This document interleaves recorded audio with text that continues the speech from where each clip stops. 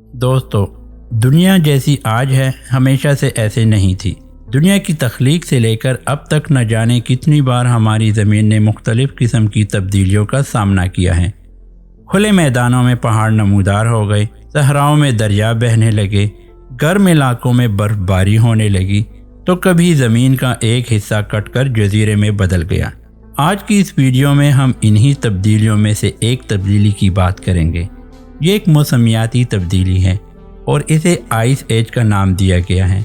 Ice as क्या है, इसकी वजूहात क्या हैं, आज से लाखों साल पहले इंसान ने आइस एज का मुकाबला किस तरह किया और अगला आइस एज कितना दूर है, आज की वीडियो में हम यही सब जानेंगे। MKTV की वीडियोस में एक बार फिर से खुशामदीद।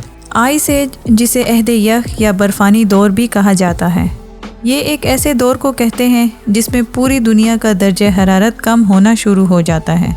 कुतुब शुमाली और कुतुब जनूबी से बर्फ़ की तहें फैलती हुई कुर्रे अर्ज़ के एक बड़े हिस्से को अपनी लपेट में ले लेती हैं। ग्लेशियर्स भी फैलने लगते हैं और हर चीज़ जम जाती है, यहाँ तक कि समुंदरों पर भी बर्फ़ जम जाती है।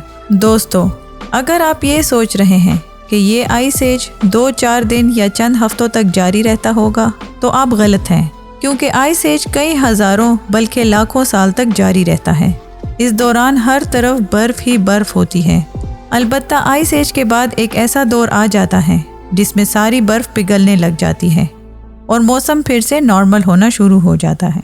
आइस एज के दौरान कुर्रे अर्ज़ के शुमाली और जनूबी हिस्सों में पाई जाने वाली बर्फ़ की तहें फैलने लगती हैं। सर्दियों में पड़ने वाली बर्फ़ आम तौर पर गर्मियों में पिघल जाती हैं।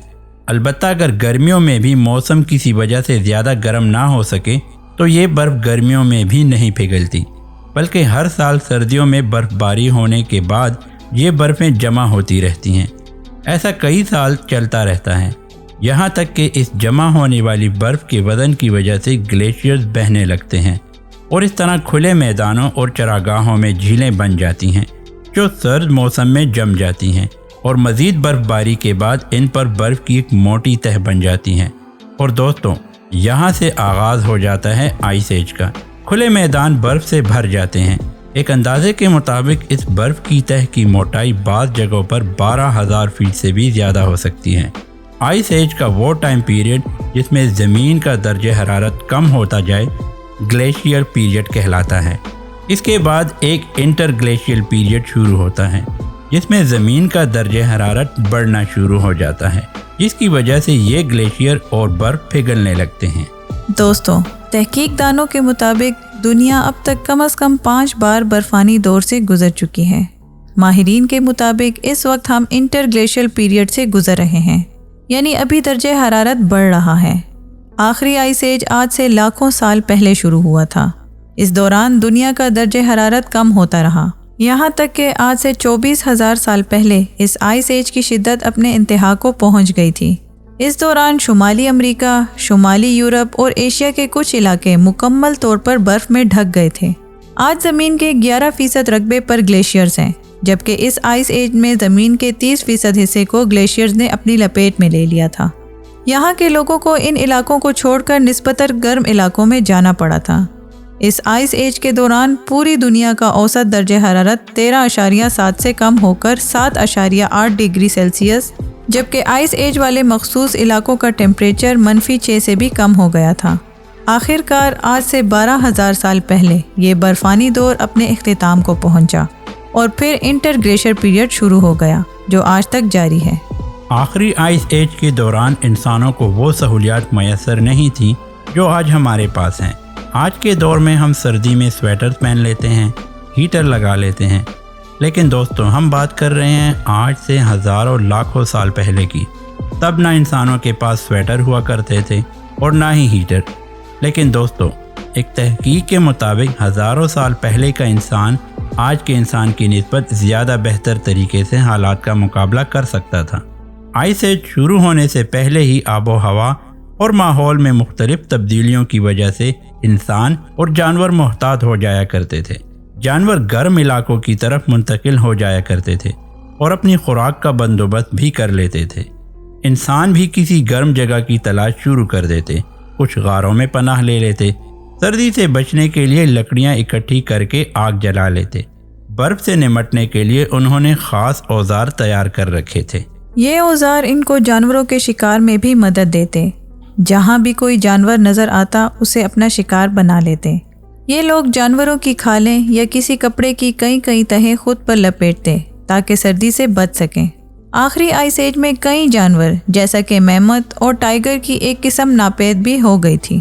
دوستو، ماہرین کے مطابق دنیا کا درجہ حرارت بڑھ رہا ہے۔ آج سے 15,000 سال بعد دوبارہ سے ٹیمپریچر میں کمی ہونا شروع ہو جائے گی اور زمین برف میں دھس جائے گی۔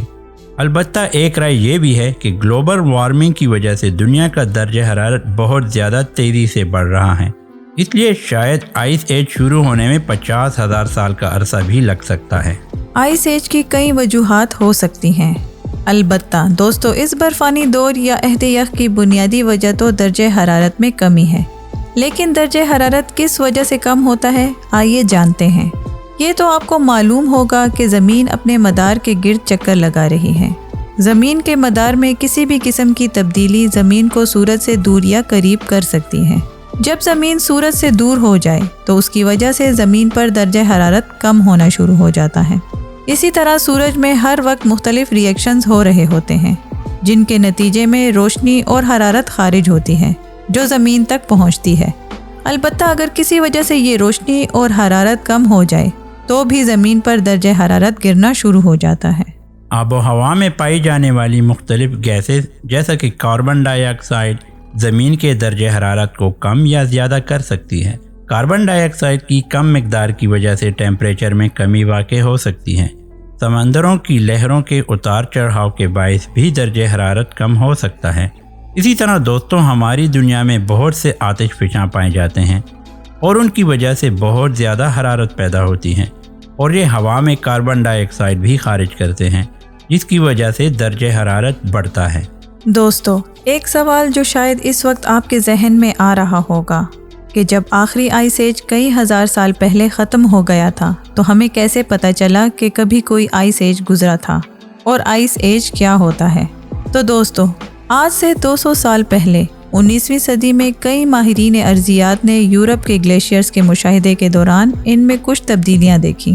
اسی طرح آئس ایج میں ناپید ہونے والے جانوروں کی ہڈیوں میں بھی ایسے شواہد ملے جس سے ان ماہر ارضیات کو یہ پتہ چلا کہ دنیا کی تاریخ میں بہت سے ٹھنڈے دور گزرے ہیں۔